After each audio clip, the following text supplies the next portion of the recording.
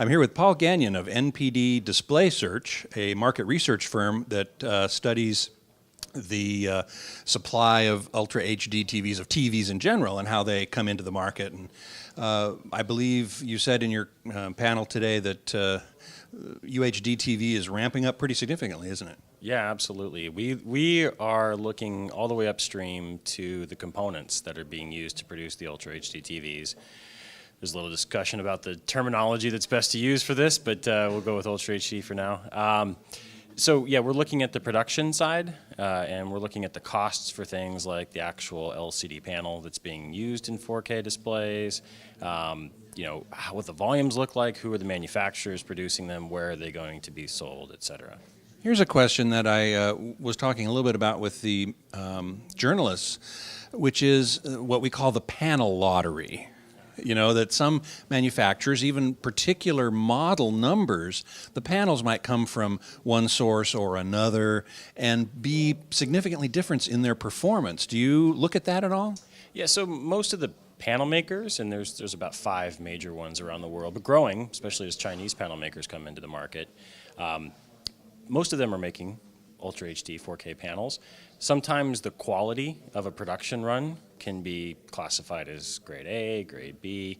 Almost nothing that comes to the US would be classified in that B grade type of panel. Most of that is being sold at a discount for sale in emerging markets like China in particular. So for TVs destined for the US, almost all of those are using A grade panels. Now, different panel makers use different technologies, IPS, vertical alignment. There's a lot of differences, and also in the actual cell structures of the panels themselves. So there can be differences.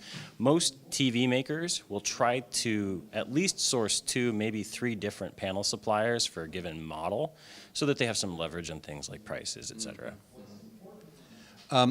I've always thought that the Chinese manufacturers, and I'm now talking about the end user manufacturers, Hisense, TCL, and so on, are coming up big, coming up gangbusters. I've often said that they will do to the Koreans what the Koreans did to the Japanese.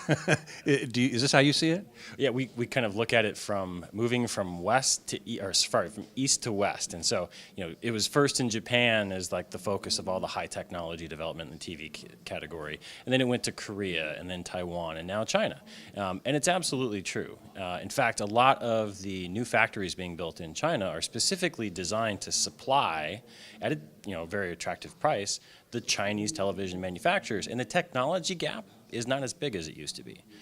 So we're really keeping a very close eye on a lot of investment. There's very little new investment in terms of manufacturing capacity being built in Japan or in Korea or even Taiwan. It's all really being done in China. It's kind of one of the points of my slides was, look for this supply chain shift. And even the top tier manufacturers from Korea, the brands themselves from Korea and Japan and elsewhere, are going to be increasingly sourcing these panels from China. Mm-hmm. But that also means that the Chinese TV manufacturers, the brands themselves, they have an advantage in production cost, and they're looking to extend that advantage outside of China.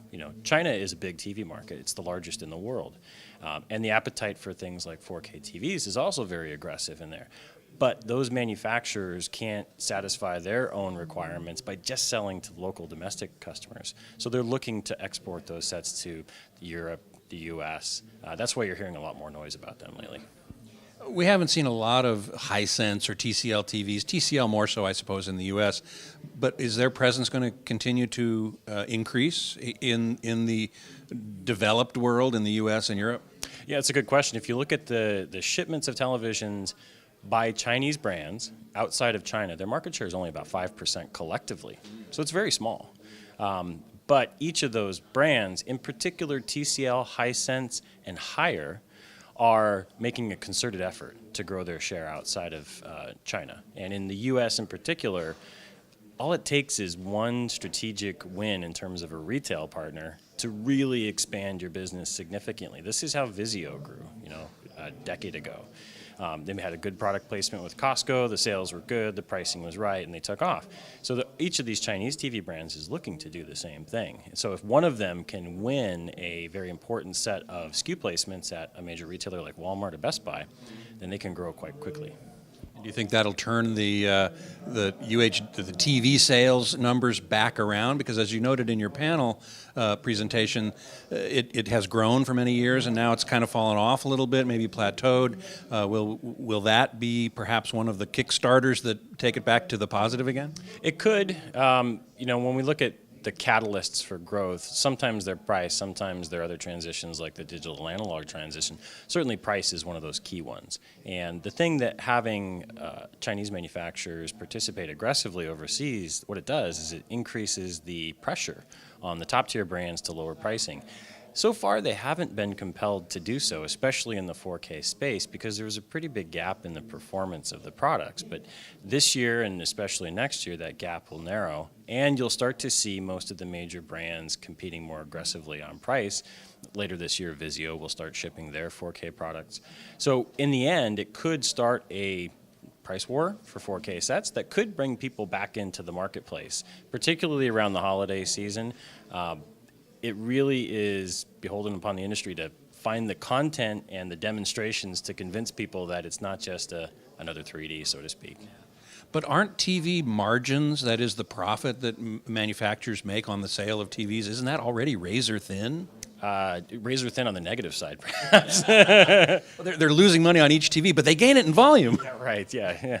So most TV products, especially the volume generating products, they make almost no money net for the manufacturers, and they really don't make any money for the retailers either. They have to step people up to larger sizes and to things like 4K or smart TVs to really turn a profit on those products. Yes, it will be true that as the prices come down and people do shift to these products, that those margins for those sets will fall. But right now, they're actually pretty rich for most of the 4K sets being sold today. So that's why manufacturers and retailers alike are quite interested in it. Everybody's trying to move away from that $99 32-inch LCD TV. It's hard to do because that generates the volume, and you still need to achieve certain economies of scale. So it's difficult to do, but yeah, you see the manufacturers and retailers really trying hard for it. Well, thanks so much for talking with us. You're welcome, Scott.